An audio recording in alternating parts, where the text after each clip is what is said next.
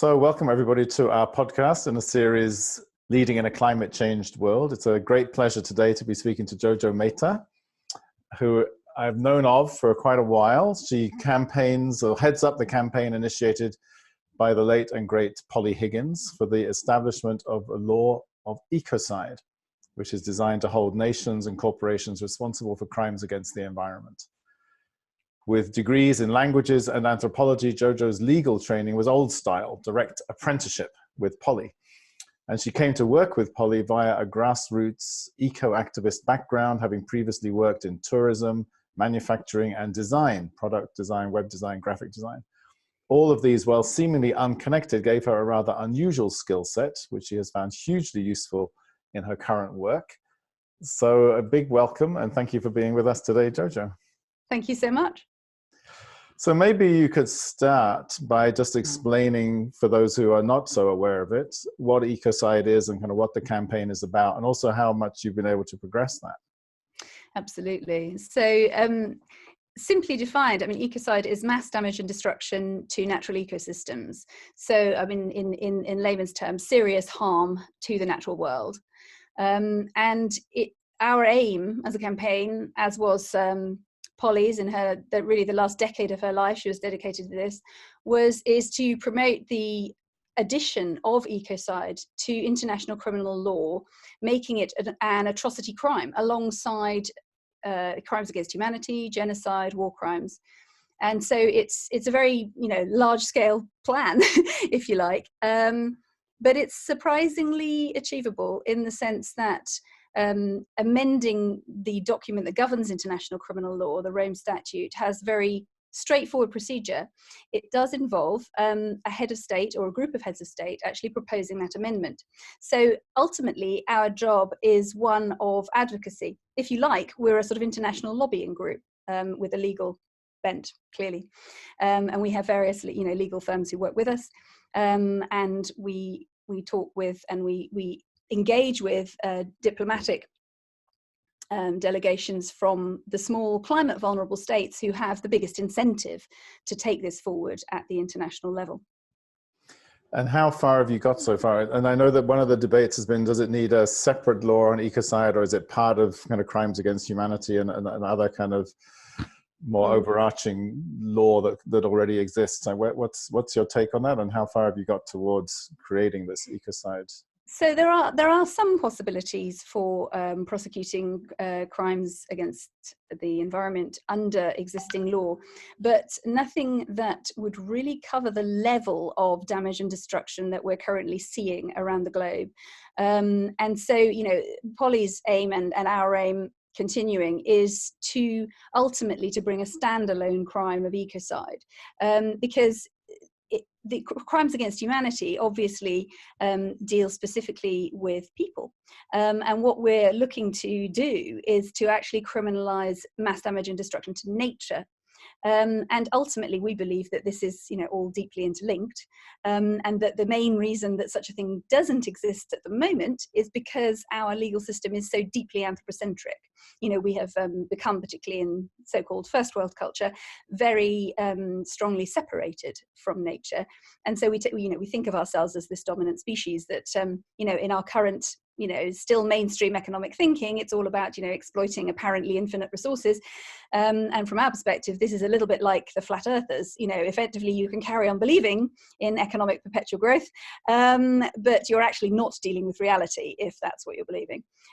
So we believe that actually criminalizing serious harm to nature makes creates a moral baseline. It actually draws a red line and says that seriously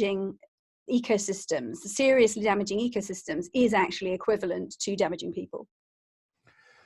Right, it's super important work. And who are the early adopters? Who are the people who you feel, or the countries that are taking this seriously and feel like they're really on your side with this? So the countries that we're working with at the moment are the small climate vulnerable states from the Pacific Island states. Now, as of course this is diplomatic work, there's a certain level of confidentiality that we have to maintain because we have to go at the pace of those countries that we're working with. We are working specifically with Vanuatu. They're the only country so far that has publicly stated that they're working with us. We are also working with some other states. And the key focus of our work is to accompany those states and delegates from those states to the correct forum, which is the International Criminal Court, which has an annual conference every December. So that's where this can potentially be taken forward. And we've been accompanying these small islands in various ways over the last 3 years. And in fact, when we first took delegates from Vanuatu in 2016, it was the first time a Pacific island had ever attended that forum. Because, you know, with war crimes and genocide, perhaps it didn't feel so relevant, but once you bring ecocide into play, suddenly there's a whole nother discourse that can come about in that arena. So this year we've got several events planned for the conference, which is all about kind of building alliances and profile raising around this issue so that the conversation is much more in the arena, if you like. The earliest that an actual amendment could be proposed would be next year, 2020. We can't in any way guarantee that because, you know, obviously diplomatic work goes at the pace it goes at, and, you know, in our ideal world it would be next year. That depends a little bit on, you know, how quickly those alliances can be built. But what I will say is that this year, you know, it's been moving in leaps and bounds because of the huge jump in awareness, in public awareness and governmental awareness of what's actually happening on the planet. So, you know, the climate and ecological emergency, you know, thanks to the kind of amazing alarm call that's been created by people like Greta Thunberg, by Extinction Rebellion and so on, that whole discourse has become far more center stage. And what that means for us is that people can now hear what we're saying, you know, also at the diplomatic level, far more clearly than they were able to before. Right. So it takes me into two directions, what you said so far. I mean, one is that I noticed that I'm a bit sad, but maybe it's also inevitable that the people or the countries that are taking it up first are the ones that are most threatened. I mean, I'm wondering, where is the leadership? Do you see the leadership on a global scale from any of the countries that are not so immediately threatened, but actually realize there's a moral responsibility here? That's one question. Maybe we'll start there. Okay, well, let's start there. There are some countries, there are some European countries that where this discourse is more familiar than others. The obvious ones are France, which is discussing again at the moment. There's the question of ecocide is coming up in their parliamentary discussions. So that's one country. And in fact, this summer, Macron actually used the term ecocide to describe what was happening in the Amazon. And that's quite new, that heads of state are actually using that word to describe what's happening, because it's a relatively new kind of level of attention to be giving to the concept.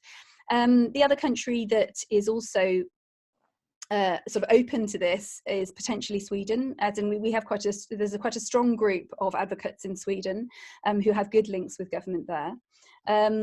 But at the moment, we don't have a European or a Western, perhaps I should say Northern, strong economic power actually actively taking this up. That is happening with the islands.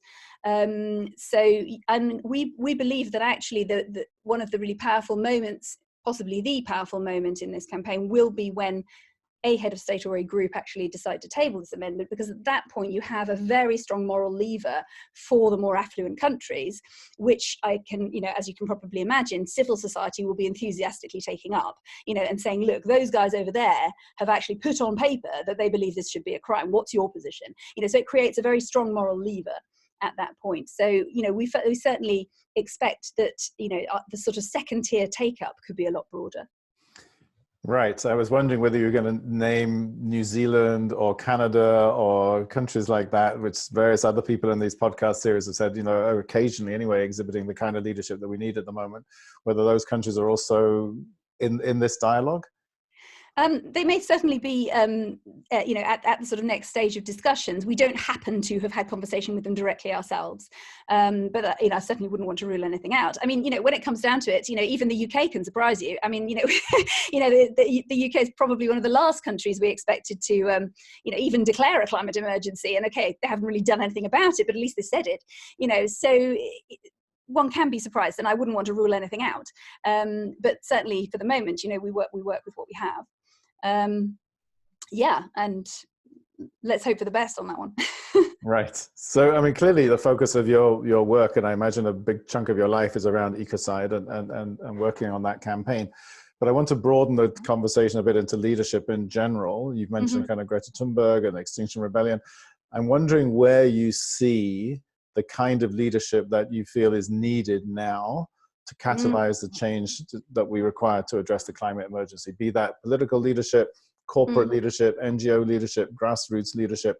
Where are you experiencing or noticing seeds of hope, if you like? Yeah, absolutely. I mean, I think that I think, you know, as you say, I think Greta and the Extinction Rebellion are two different kinds of examples of where we're seeing that.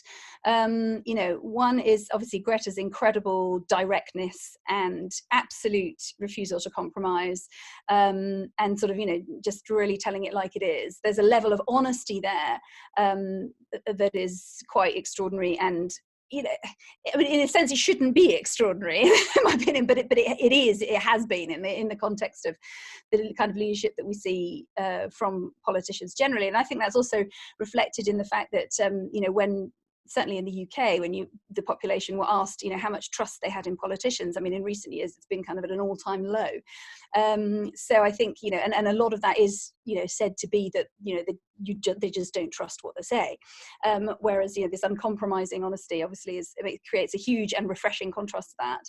I think with Extinction Rebellion, there's a really interesting phenomenon in that, and I love this about the rebellion actually, this whole kind of sort of value set, if you like, that you know, that says we are all crew. You know, we're all effectively, we're all active parts of what we're doing. So that, you know, I mean, obviously nobody can deny that, you know, the co-founders have been, you know, have become, you know, major voices for the rebellion, you know, and you know, among others. But in terms of the kind of on the ground action that you see with Extinction Rebellion, there is this extraordinary sense of collaborative action, and of, you know, you see something that needs doing, you do it. You know, that's a kind of, you know, that's a stepping out of, you know, a more traditional model of, you know, either I do what I'm told or I won't do what I'm not paid for, you know, all of those kinds of things. And I mean, with the way that we work, it's not quite the same as that, because, you know, I'm quite clearly the sort of key spokesperson for this work at present, for this particular campaign. I mean, there are other spokespeople also in other countries, other languages. You know, it's not, you know, we're not completely isolated by any means, but it's not the same kind of totally horizontal, everyone do what they feel is right. You know, there is a certain sort of structure to it, if you like.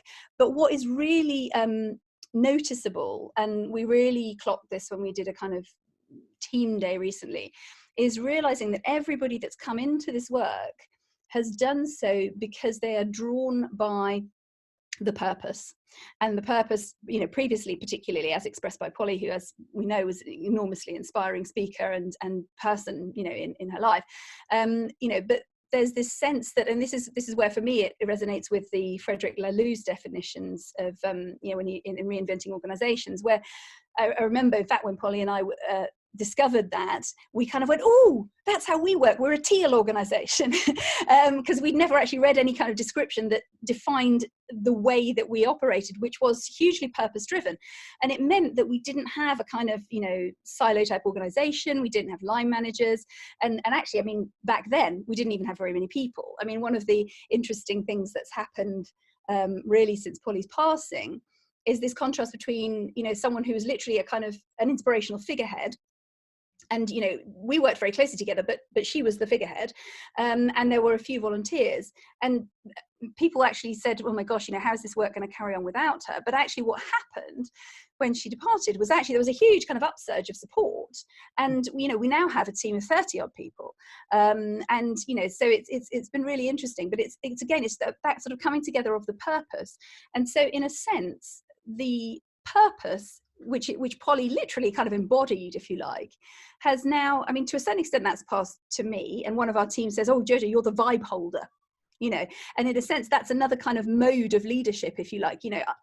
I see myself, and the way I see it, I see myself as almost as a translator. This is this concept whose, this idea whose time has come.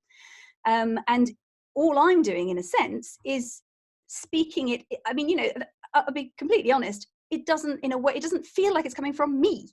It feels like I'm translating this into, towards whichever audience it is that I'm needing to address, whether that's, I don't know, a New York Times reporter, or whether that's a British MP, or whether that's Extinction Rebellion, thousands of them in Trafalgar Square. So it'll be different each time. But there's this sense of,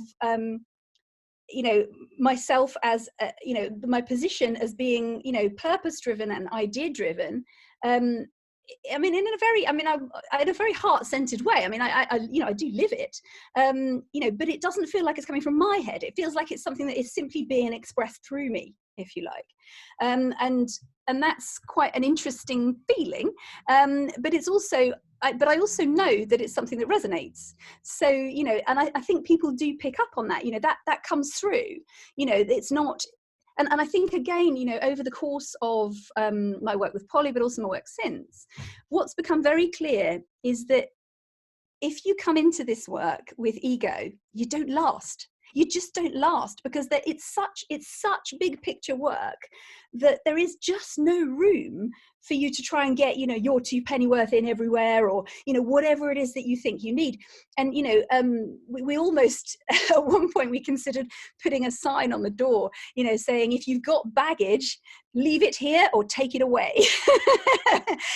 Because actually there just isn't room for that. It's about actually getting done what needs to get done, getting said what needs to get said, and doing that in a way that resonates for the individual doing it.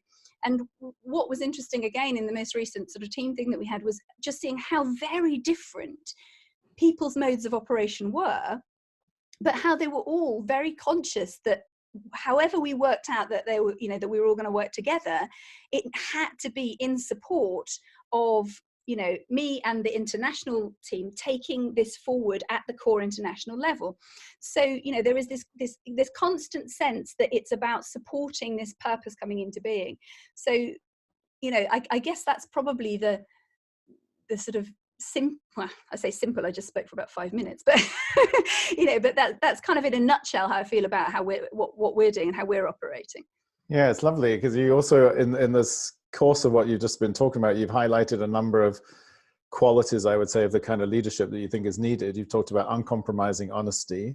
You've talked about really listening. What I experience you saying is listening to the field, and then translating that into purpose that needs to be spoken. So when you say it's not coming from you, it's like you're picking up on you said an idea whose time has come. Like an idea is there somehow in the ethers, and then it gets manifested through you and through others. Yes. So there's a requirement, I guess, on leaders to really listen to what is there that needs to be channeled into form. And then you talked about leaving your ego at the door. So you've highlighted a number of different elements, I think, of leadership. And also that sometimes there's hierarchy and sometimes there isn't hierarchy. Like Extinction Rebellion is a kind of do what you feel called to do. And sometimes that's working really well. And sometimes people get pushed back when they say, well, actually stopping commuters on the underground is maybe not the best thing to do.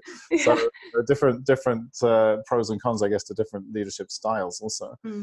So I wonder 2 things. One is, are there other qualities of leadership that you think are really needed now? And the other question is, where do you stand on the whole question of urgency? One of the messages of Extinction Rebellion is panic, because the house is on fire. And other people would say, well, when you panic is when you do crazy things. So we need to have a sense of urgency, but also a kind of calm presence from which we know what to do next. So just well, I'll take that last one first, actually. It's interesting because, there's a point at which, if you ask any activist or any kind of change maker why they're doing what they're doing, almost always there is a particular point at which that person had a kind of a wake-up moment, and again, almost invariably, it's one that made them angry. And it's a moment of realization: the world is not what I thought it was, and something's not right, and I want to do something about it. And so there's something about the way that Extinction Rebellion have approached that is actually harnessing that, which I think is very interesting.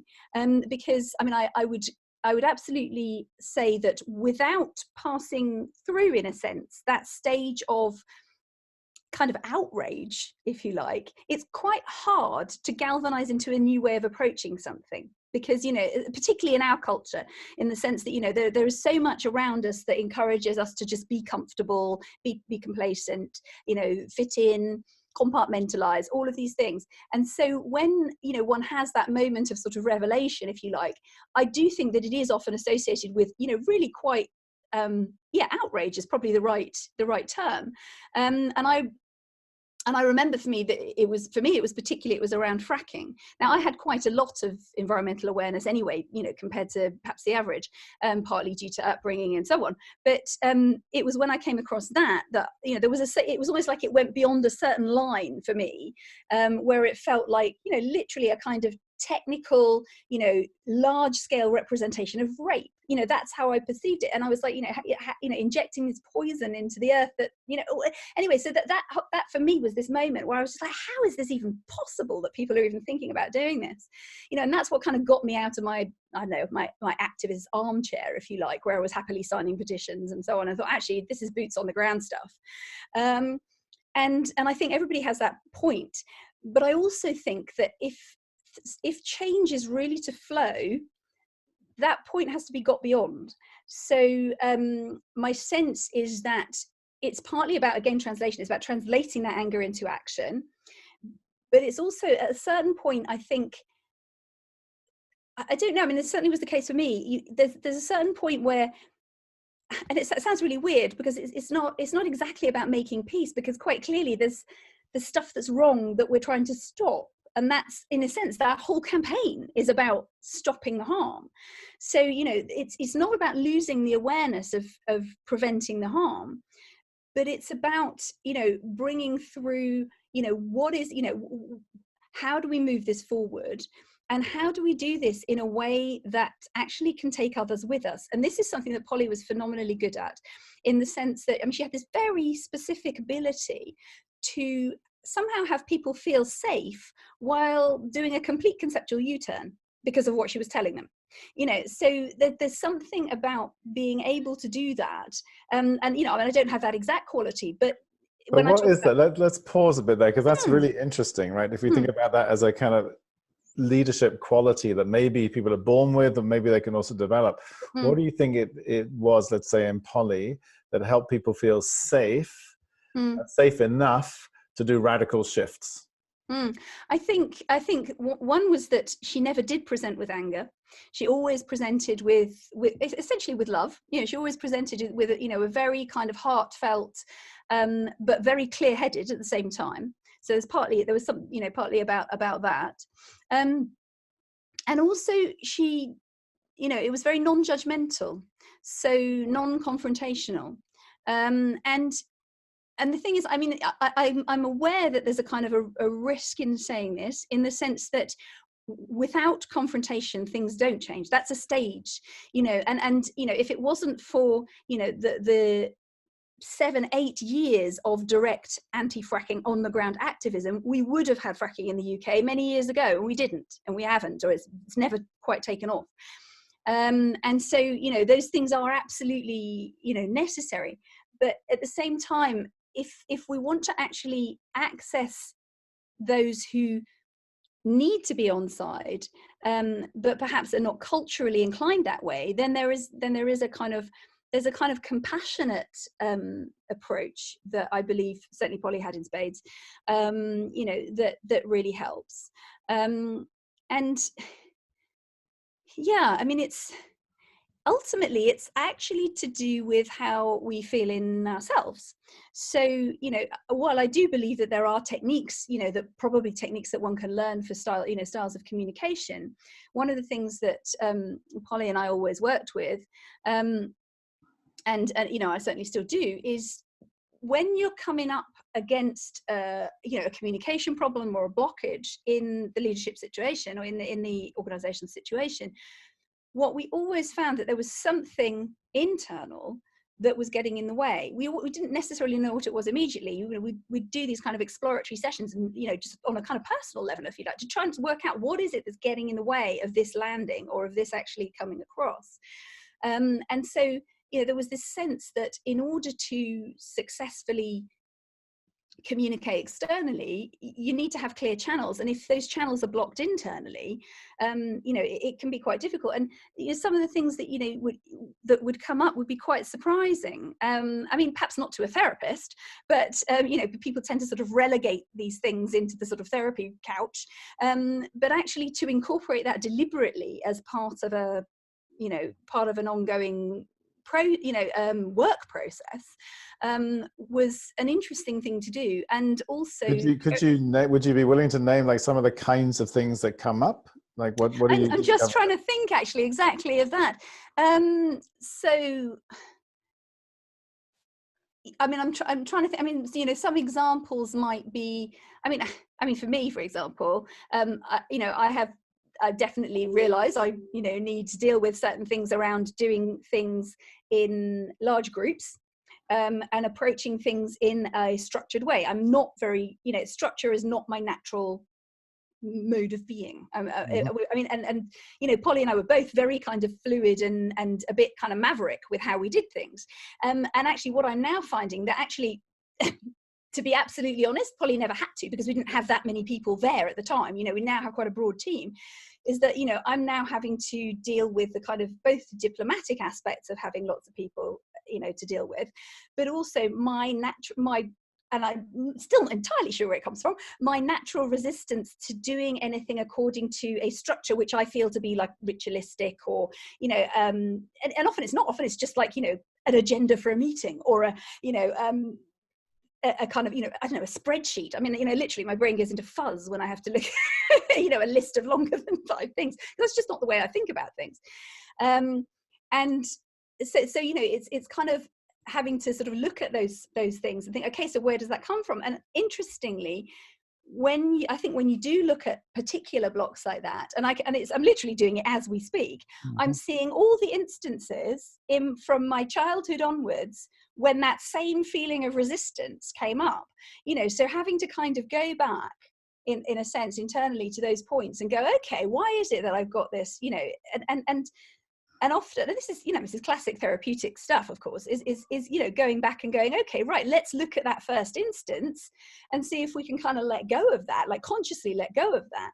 And I mean, I've given you the example that I'm currently dealing with, as opposed to ones that, you know, came up over time, because another thing about the way that I work is that I don't tend to dwell on what's already sorted. So, you know, it's not necessarily present to me exactly what, you know, I've had to let go of in the past, whereas this one is clearly very present. But the effectiveness is very interesting, and seems, what's the word? Sort of, I mean, disproportionate isn't quite the right word, but what seems to happen when one does kind of unblock those things is that things start to flow that don't seem to be remotely connected to it. You know, there seem, you know, you suddenly find that, you know, the right person turns up at the right time, or there's suddenly an opportunity that arises that you weren't expecting, or, you know, I mean, I believe very strongly that there's, you know, plenty more than meets the eye, you know, to what goes on in this world. And, you know, on a very sort of simple level, you know, we all know this in the sense that, you know, if you fall in love with somebody, that's not something that's scientifically measurable. You know, yes, okay, they can measure your, you know, your beats per minute of your heart or whatever, but actually the experience of it, you know, is something that's completely beyond, you know, 3D quantification. So I find it very interesting. And I think what this also shows, as human beings, we're extraordinarily powerful creatures, if you like. And one thing that we also work with a lot is the power of intent. I mean, you know, nothing in this world nothing man-made, nothing that people do comes into this world without intent. And it's, I perceive it as one of the strongest forces there are, and so, there's, Polly and I did a lot of very specific intent setting. And it's interesting because it was often, the what was always very specific. The how was always left open. And that kind of, and that's actually made me personally a little bit allergic to traditional strategic approaches. Because in my experience, when you set the exact intention, you don't actually know exactly how that is going to manifest. But just the fact that you set it makes it that much more likely to happen. Right, and that's exactly what you were also referencing when you talked about Frederick Laloux's work, and he talks about working with an evolving purpose, a sense of evolutionary purpose. That's kind of what you're talking about. You have you set a purpose and an intention, and then you allow it to evolve and move and take its own form as necessary. It's beautiful what you're describing, because I think, and you're also modeling it in a way, because I think what you've itemized in different ways are a number of ingredients for leadership. You've talked about and when you talked about Polly's qualities, for example, you talked about love, compassion, non-judgment. You're talking also about what I would call kind of inner awareness, and being willing to go on a kind of personal development journey to clean up the parts that are blocking access to what you need to block. Maybe it's therapeutic, maybe it's also just personal development.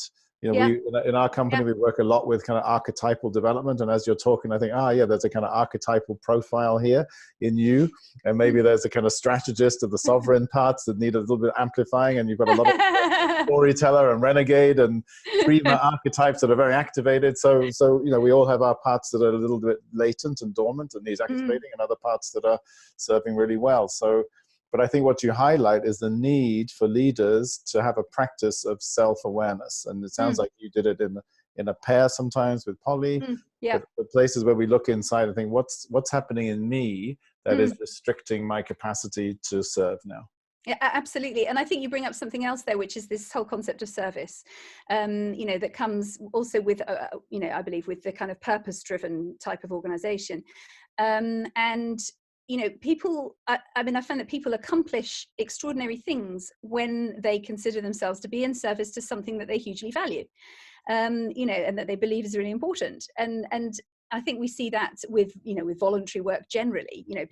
People might have what they consider to be a really boring, just got to put the bread on the table job, but then what they do on a Saturday is extraordinary. There's this sense that being in service to something gives an added kind of range to what people are capable of. And I do know that Polly absolutely considered herself to be in service, and I feel like our whole team is like that in various different ways. So for me, there was a very specific moment, and perhaps importantly, it was also to a very specific place and landscape, and that's the landscape around the town where I grew up and have returned to with my kids, having travelled, in the meantime, and lived in London for a long time.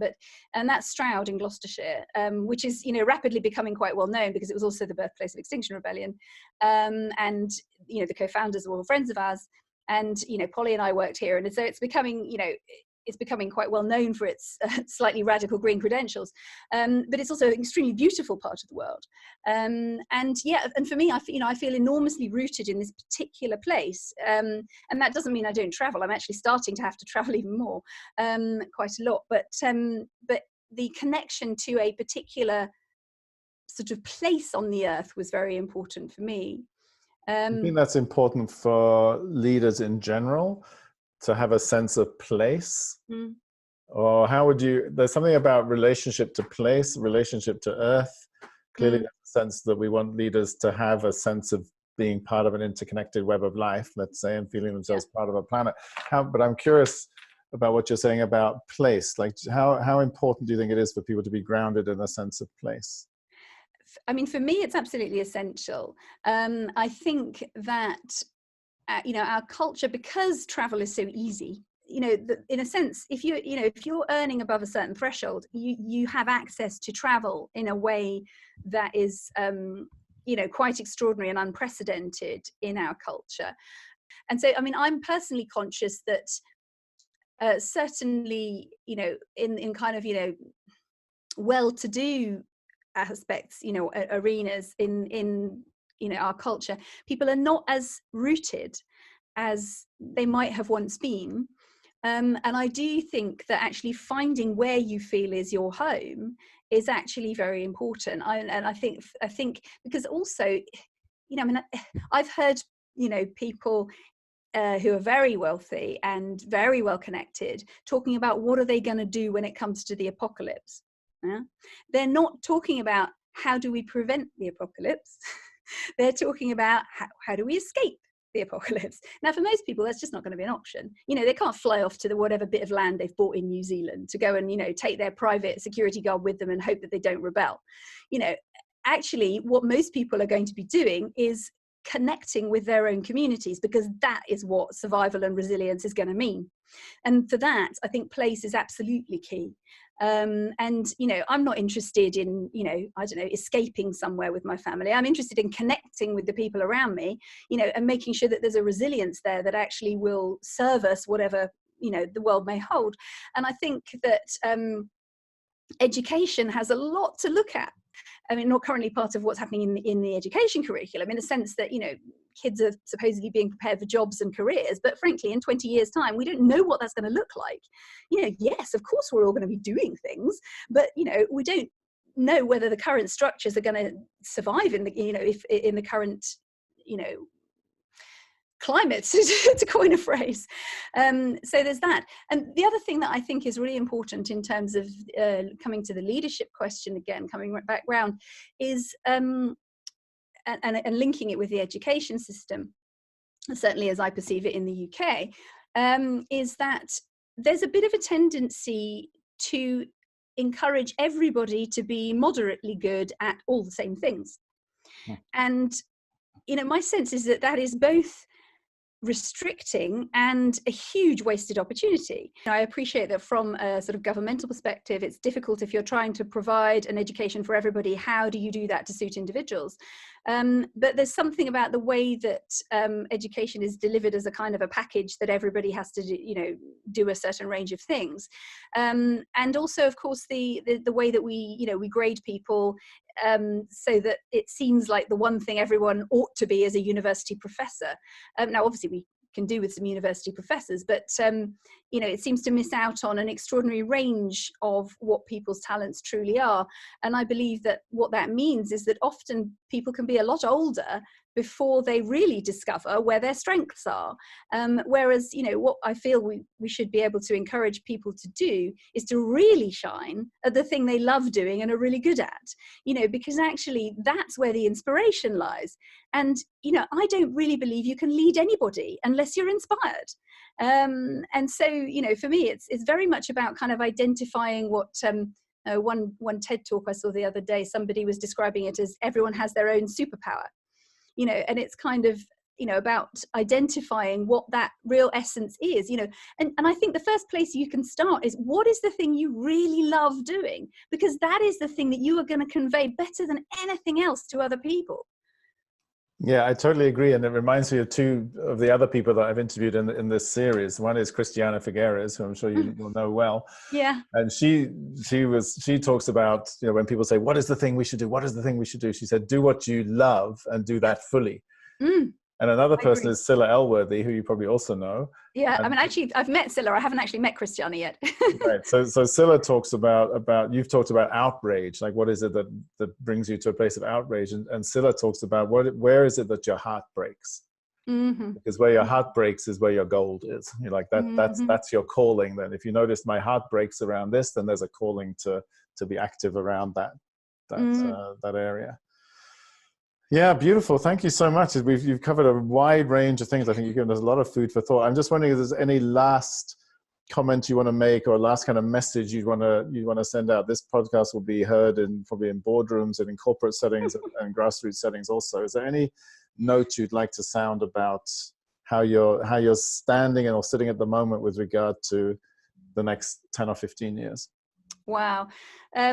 So I suppose the thing that springs to mind, apart from obviously sending everybody to our website, stopecocide.earth, but the thing that really comes to mind is that I'm not in this for, well, obviously I'm not in it for the money. Frankly, you know, we worked for nothing for an awfully long time.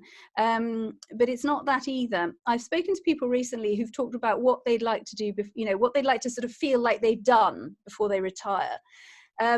Now, I don't feel, the concept of retirement to me, I find extraordinary. You know, it's not because I expect this to take so long, I'm going to die before it finishes, you know, absolutely not.